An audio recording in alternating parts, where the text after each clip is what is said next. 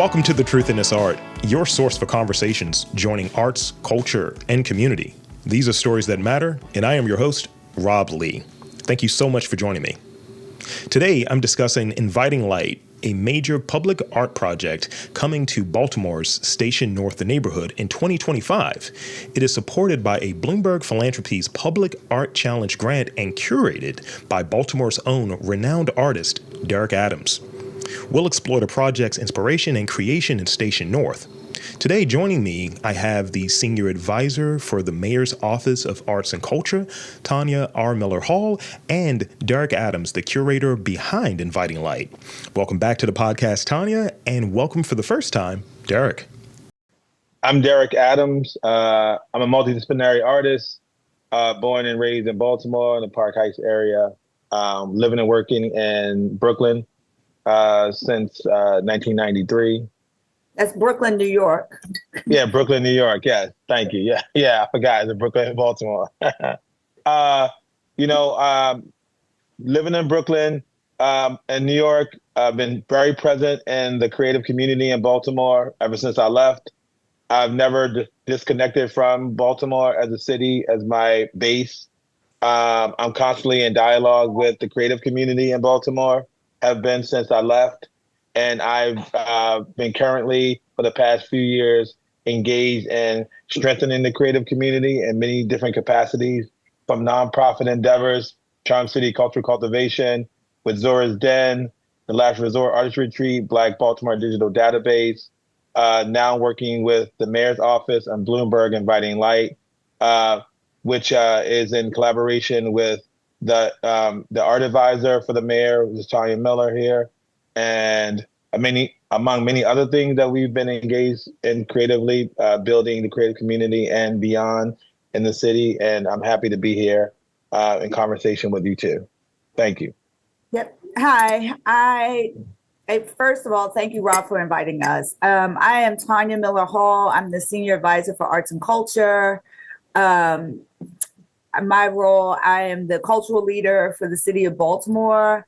This is the first time in a long time, since the 90s, there's been a cultural leader sitting within the mayor's office at a cabinet level position. And so I'm just really excited that our current administration had the vision to appoint me to this position. And certainly now just working through lots of infrastructure things to build the creative economy for the city of Baltimore.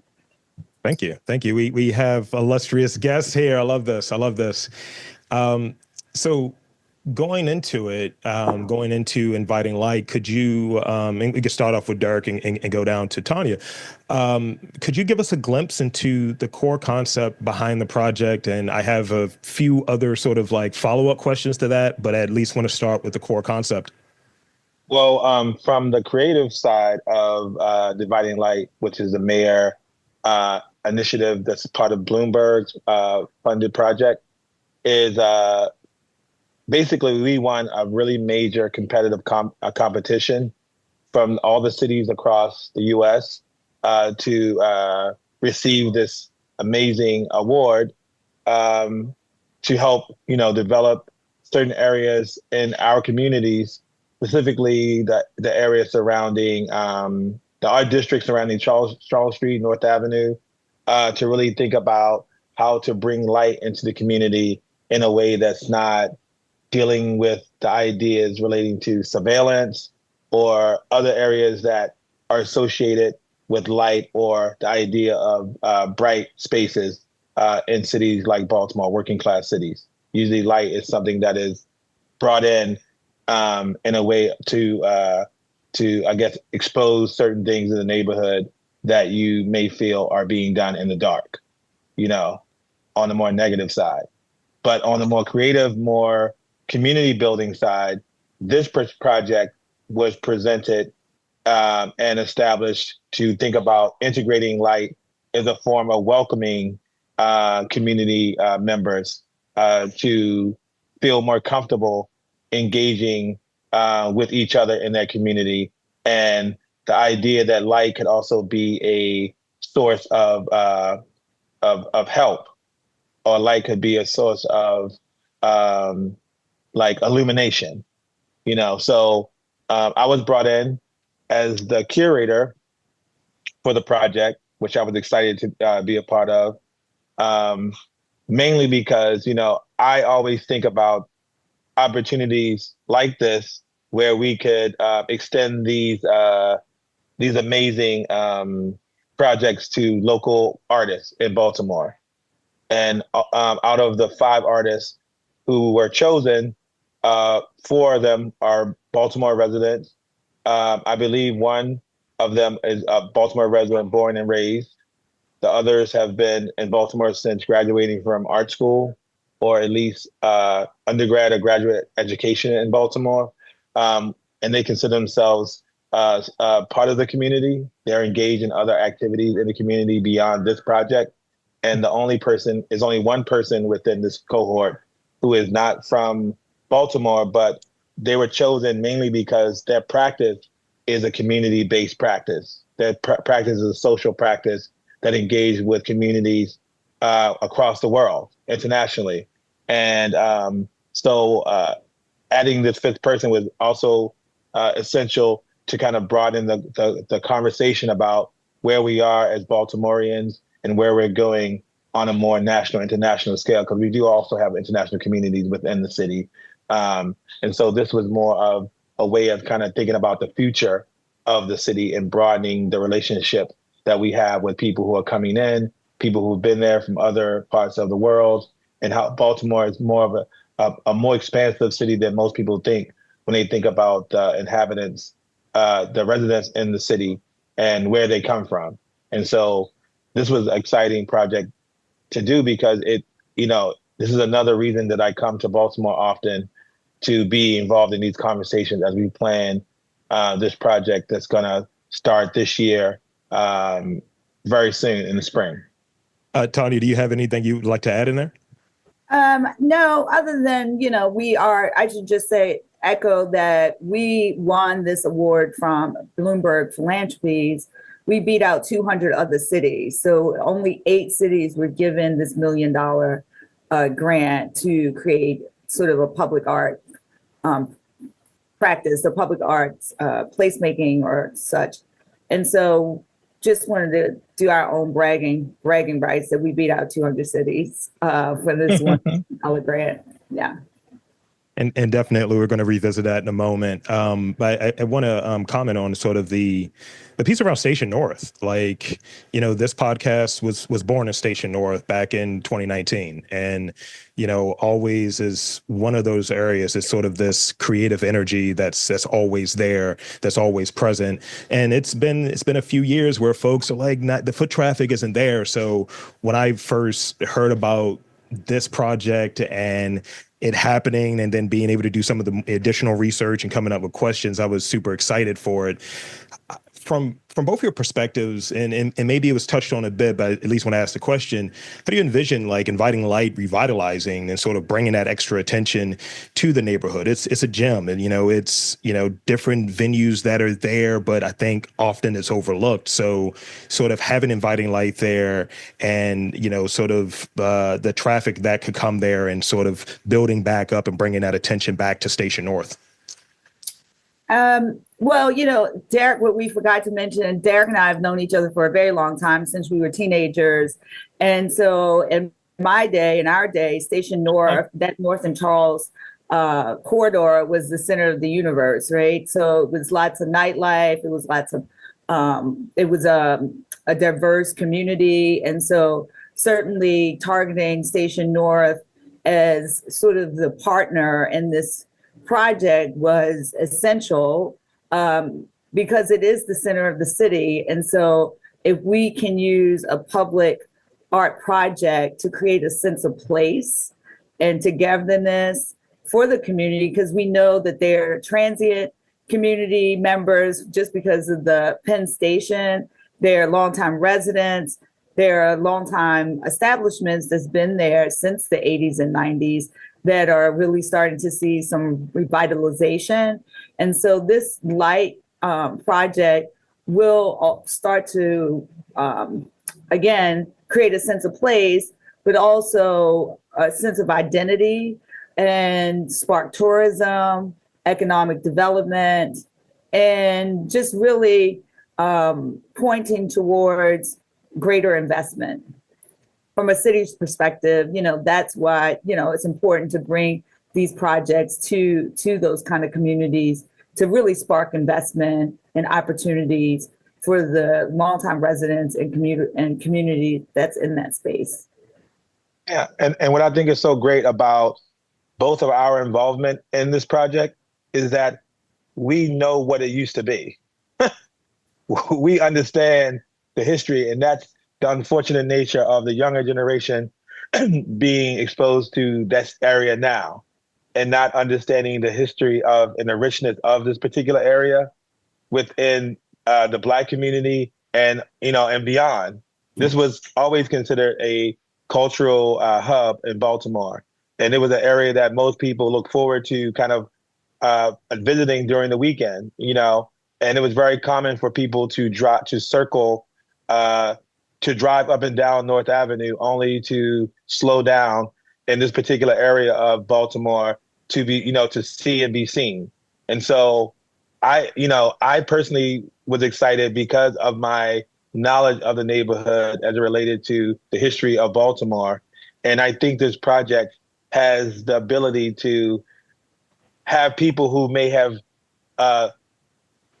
basically given up on this particular area of Baltimore because of the blight that exists in certain corners of this area, to really rethink about the possibilities of social engagement to be reborn again in this neighborhood, that people will feel very comfortable, with these installations and programming around the installations to entice people to come back and think about this area of engagement, and also to put out the idea that maybe future business owners and future entrepreneurs may even consider this neighborhood as an investment area to have your shop in and have these other things that are happening.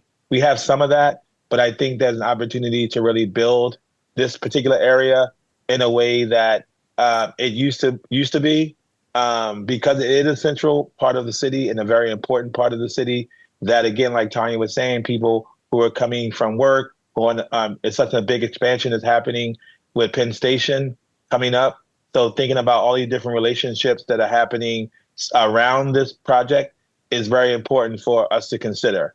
So the artists and the works that are here are not only just about light, it's about also highlighting the creative community that, for the most part, live around in this area. And they, regardless of the way other people see this neighborhood, the creative community has been the heartbeat and the bloodline for this community after everyone else has moved away in some ways. People who probably went to the suburban areas of Baltimore, the creative community are the ones who kept this neighborhood, still going, with all of the small little pubs and bars that are around there, the other little creative communities that occupy different spaces. Like, it's still thriving, but I think that this particular project will give a certain spotlight on the possibilities of what this neighborhood could be with more investment, and not just economic investment, but creative investment, and people looking at this neighborhood as an important place to occupy. It's really well said. And yeah, being there, seeing it, and just hoping for something like this to bring attention and to really have folks look at it from another perspective or take another look at it. Again, spending a fair amount of time over there, having friends in different areas that are artists, that are own restaurants and businesses, or even doing maybe the first year of this podcast, like consistently in that area. Hey, come on down, come on to Station North. And some of the folks I'm interviewing who, were there, maybe as a DJ in that sort of time in the 80s, like, man, this used to be this. You don't know nothing about this. I'm like, I'm 40, man. I'm trying to live. Just let me live. Yeah. So so going back a little bit to sort of the, just the bragging part, we beat out some people. We beat out some cities. So, 200 was the number I heard. So in that level of competition and sort of the press and the attention around it, like, hey, Baltimore has like arts and culture. We should be aware of that. What does that mean for the city to, at that level of competition, to be one of 8 cities, but to beat out that 200? Well, as the governor and the mayor always says, Baltimore is definitely experiencing a renaissance, right? And this is Baltimore's time, as the governor loves to say. But Baltimore has always had a robust arts and creative community. Derrick and I are examples of that. Certainly, we spent, Derrick is still in New York. I spent a large part of my adult career in New York. And that was where, in our generation, that's where kids went to thrive, right? But now in this new, millennial generation and Gen Z, I suppose, when you talk to them, they want to stay in the city. They want to help grow the city. They want to be a part of the next wave of great cultural arts leaders, right? So this really does point to that Baltimore is a city of artists and a city of great thinkers and great innovators. And so this project, it's not a surprise to us that we beat out 200 other cities. That's no surprise. I think that people sleep on Baltimore and still consider it a blue collar town. It does have blue collar in its roots, but we have some of the most important cultural institutions in the world here in Baltimore City, and we're retaining talent, with MICA and the BMA and Peabody and like all of these cultural institutions have, gold star artists and musicians and, blue chip artists. And so this no wonder that we are a city of artists and that we beat out 200 other cities in the U.S. Yeah. I mean, the most exciting thing about being from Baltimore and existing in other spaces, the city itself is very well known. I think, on the global stage, people are aware of the creative contributions that Baltimoreans have added to the ecosystem over time, starting from, everyone from like a UB Blake or, Cab Calloway or, Billie Holiday, thinking about so many people. Andre DeShields. Yeah, Andre DeShields. Yeah, Andre DeShields. Exactly. So there's been many people from Baltimore who have left the city to go abroad or to go to other cities to really develop their craft, but also to receive the financial support that was always more challenging living in a blue collar city where Sure. art is considered more of a leisurely activity than a sustainable part of the fabric of a city, of our city. We've always had artists. We've always had creative. We have Tom Miller. We've had people who've done many great things and established certain things. But the idea of having the support, the financial support and the community support has been challenging in the city where there's so many other pressing needs, Sure. economic needs that are put in the forefront.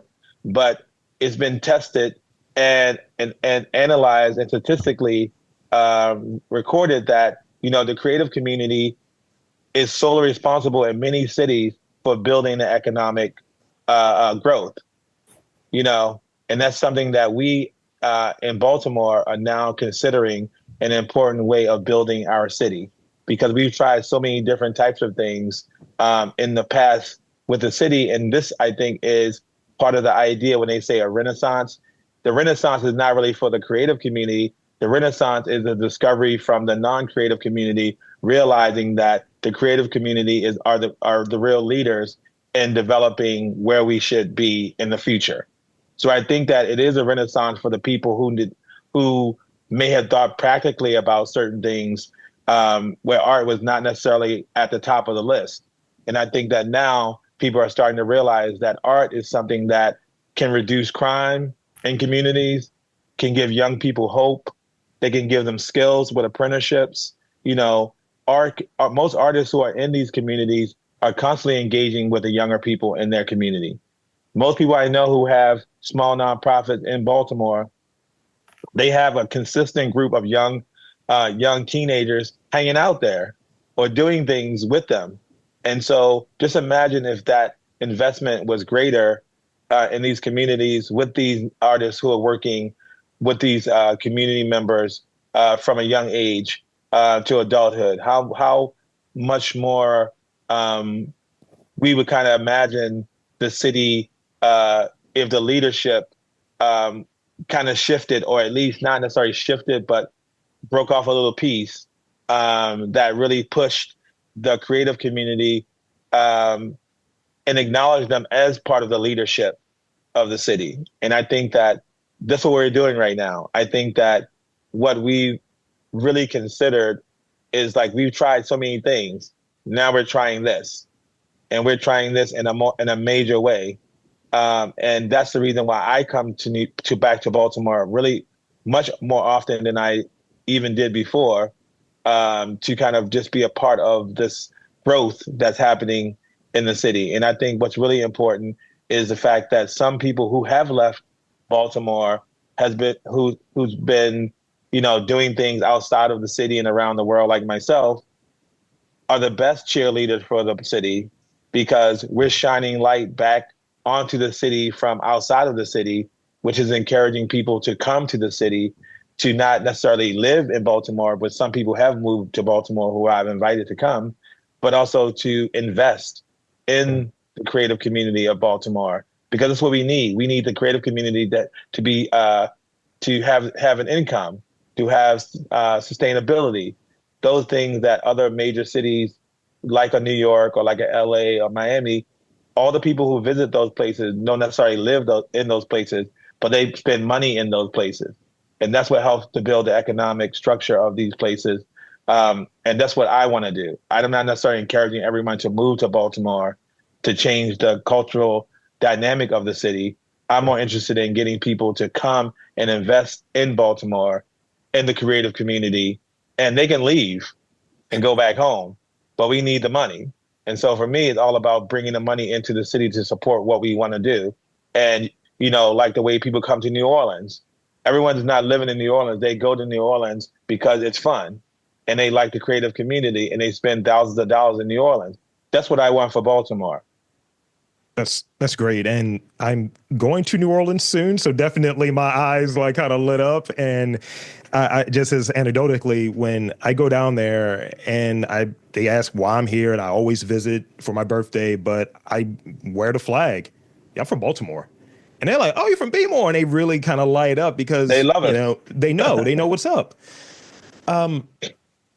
So I got a couple more questions I want to get to here, because, you know, letting the two of you cook a bit, you know, like you said, the conversations that you're continuing, it's like, all right, check that one off. That's covered. Don't want to ask that again. But the collaborative effort of just all of the parties involved, whether it be the two of you, whether it be Bloomberg, can you talk a bit about sort of how collaboration came together and to celebrate this project and celebrate the local art and to bring local artists and to bring attention to, you know, Station North? So we okay, let me start over. So the grant is called the Mayor's Public Art Challenge. And so they're really tap mayors of all cities to really lean into this public arts challenge. And so my office, the Office of Arts and Culture, collaborated with Central Baltimore Partnership and Neighborhood Design Center to really work on the grant application. So, and then Central Baltimore Partnership oversees Station North. So obviously that made complete sense as sort of the governing body that oversees the arts district. And so that's how those three partnerships came together. Then we started naturally, I tapped Derrick to see if he would be interested in serving as curator for the project. At that point, he had not identified the 5 artists, which will be revealed on Friday at our launch event at the Parkway in Station North. But he really was instrumental in sort of tapping into the creative artistic community to really identify who should be a part of this project. And so each of the partners, Central Baltimore Partnership and Neighborhood Design Center, has different, we just have a different scope of work in terms of collaboration, but most of it's in the weeds kind of thing. And Derrick really is the architect. And then also I should mention that Jose Rivera, who is curating some of the community engagement components, has also been a key partner in this collaboration. So since it's kind of there, you kind of queued it up a little bit. We're coming up on Friday, so I want to do like the sort of no spoilers version of this. So Derrick, if you will, could you touch on the curatorial, the sort of maybe that process and picking the 5 artists and like who sort of what went into that? Again, no spoilers, obviously, but what went into that? Well, we're gonna have a big press event on Friday, the 7th at the Parkway. And so that's going to be the big announcement of the artist. But for me, the artist who, creating this project, and although this budget may seem very large in numbers, was a project that really helped to support the creatives who have been chosen to create this project, but also it's also supporting other city organizations, because we have to work with engineers, local engineers. We have to work with BG&E. We have to work with architects. So it's this award has really helped us to support the ecosystem of the city. And so not only is it a project that is supporting the creative community, but it's also, again, creating the working community in Baltimore. And so with the artists that were chosen, they were not necessarily artists who have worked with electricity before. That was not a criteria necessarily. It was definitely a plus for those who have some experience, but it was also, as a curator, I was looking more about the ability to transform this idea of light into an object that could be part of a conversation that will extend to a social engagement experience for people who inhabit this area and people who would want to come visit this area. So the artists who were chosen were really thinking about light in many different iterations, not just about the mechanical application of light as it is plugged into the ground and a switch is turned on.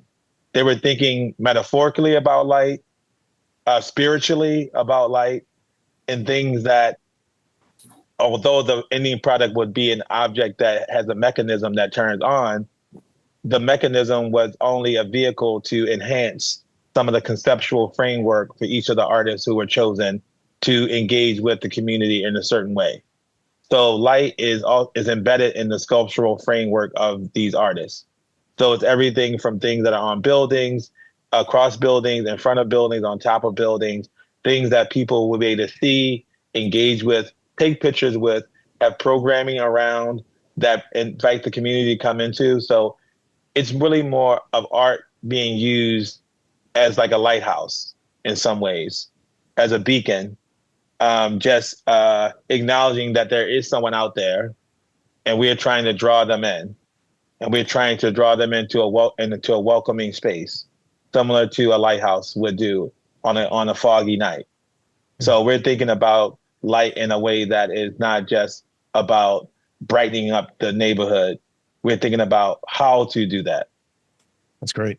It's I'm thinking of so many things and not even doing the pun thing in my head. Like I was going to say, that's illuminating, but it is really, but it really is. But it is, it's spotlighting so much. And there are, I want to talk a little bit in this last piece, if we will, about the kickoff and sort of what folks can look forward to, on Friday, February 7th. Like, I see that it's, some really robust programming, and just to the degree in which you will, share just a little bit about what folks can expect, and just coming on down to Station North to check out Inviting Lights kickoff.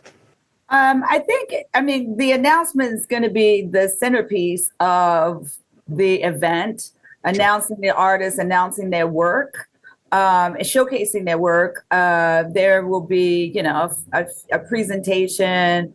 We have invited some elected officials to attend. There will be music, there will be nosh, there will be drinks, but really creating a very, engaging opportunity. And this will be the opportunity for the community at large. We did a broad invitation. So the community at large has been invited, the Station North community, I should say, have been invited to see what will take place in their neighborhood. And while we often think of this space as a commercial corridor, it is also a neighborhood of local residents. And so we want to make sure that they are engaged and that they are comfortable with what we're installing. And then the arts community, the artists, again, elected officials, some really cool music, hopefully a short presentation.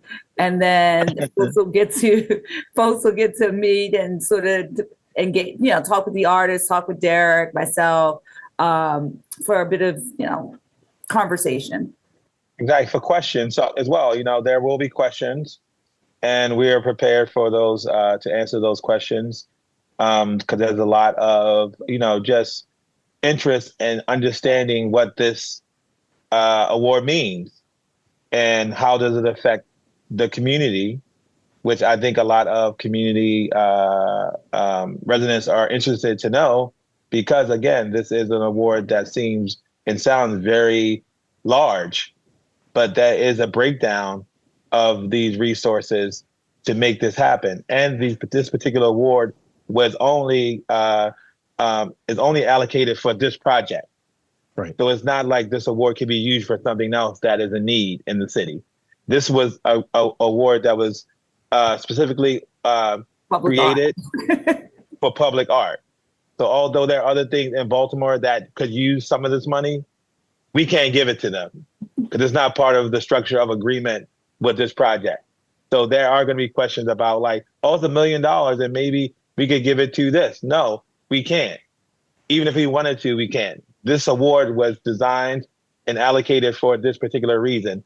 And the community aspect of it is something that we, within this group, have decided to take on as an added element of this grant. Because this grant was just to build these sculptures, these structures. Sure. But we have another added community engagement that Jose Ruiz, who is a professor at MICA, but also a curator of social engagement, has been brought on with us to really think about how to use this opportunity to grow the community and help them to understand the significance and the importance of having art in the community. And this is something where we had to apply for an additional grant to facilitate this thing, because a lot of the people, not just artists, but people who are, in the food industry, the dance industry, the creatives in general, will also be added to our programming through this additional grant, that we could also spread some of the love to other creatives and other people in the city to be a part of this Bloomberg Philanthropy Inviting Light project. So we are working really hard to really imagine the benefits of this, not only as a creative project, but as a social project.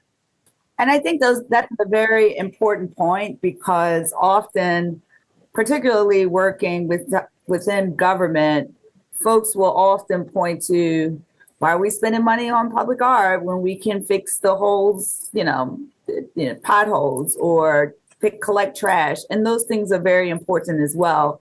But I think that Derrick raises a great point, that this particular grant was allocated specifically for public art. And the value of public art is the transformation of space and community. And so sometimes people don't understand the value of that, but it does help to drive economic and social improvement.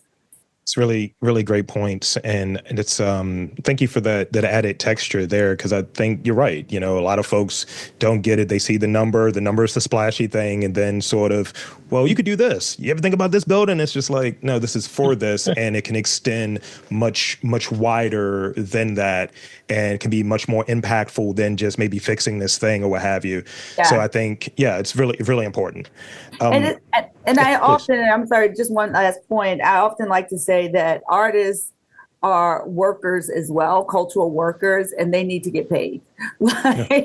Yeah. You know, this space where artists can do something for the experience or because it's a cool thing. I don't know where folks think, where folks have gotten this understanding that artists just like to do things because they're making art anyway. They might as well just do it for free. And artists, I'm like, that's a workforce. But, you know, that is a workforce that needs to get paid. And so we need to pay the artists with what they're worth, as Derrick said, and also supporting the other businesses that are baked into this project, caterers, production people, lighting people, graphic designers, videographers. All of those people are also a part of this, part of this sort of workforce. Yes, it's a lot of moving parts that go into it, and I think it's a really, really good point, and more attention around that now, especially 2025, obviously, and exposure is great, but also it doesn't buy you eggs. It doesn't buy you eggs right now. You know, eggs are really expensive. A lot of exposure for eggs. Yes, but also you have to realize, like, these opportunities are so few in Baltimore for artists.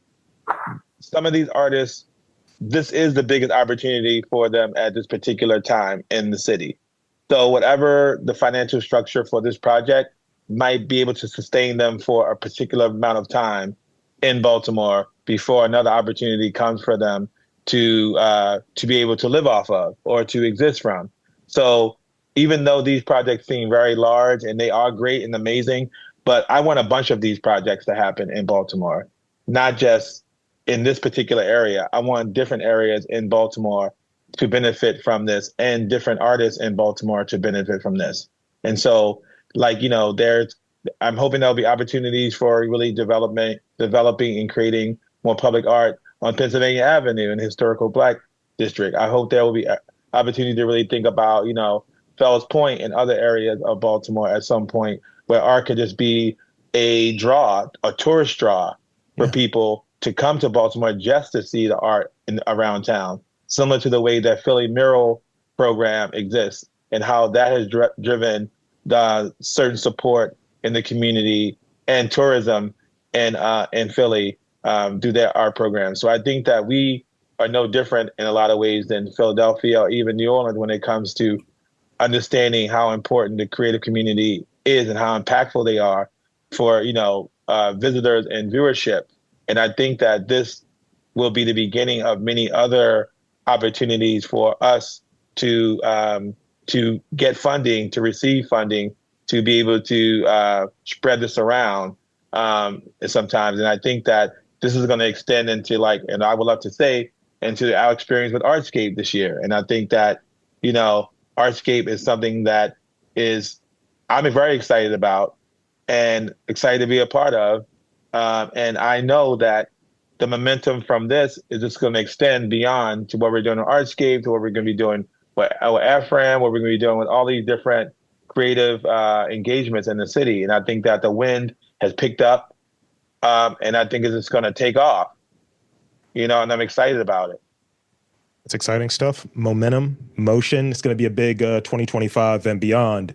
So, I'm going to get ready to close out here and, just invite any sort of closing remarks and then I'll wrap up. So for both of you, any closing remarks here and we can close out. I think we covered quite a bit. I don't have any additional remarks to make. Okay. And Derrick, did you have anything you wanted to add? I'm just excited for the future of the city. Again, like I said, I grew up in Baltimore. I still have a house there. When I bought a house in Baltimore, I stay there when I'm in town. I use my property for engagements similar to this to kind of draw attention to the value of the city. I'm really proud of Mayor Scott right now with everything that he's been doing to support not only this endeavor, but just the youth culture in Baltimore. I'm very impressed by, when I open up my phone, I look at Instagram and I see him engage with the community in a way that no other mayor has really done in the past history of Baltimore. And I'm looking forward to his role expanding throughout the city, and really, and I'm looking forward to seeing, his involvement in this project and other projects that we have in the pipeline. And there you have it, folks. I want to again thank Tonya R. Miller Hall and Derrick Adams for coming on to the podcast to share a bit of insight on inviting light. And for Tonya, for Derrick, I'm Rob Lee, saying that there's art, culture, and community in and around your neck of the woods. You've just got to look for it.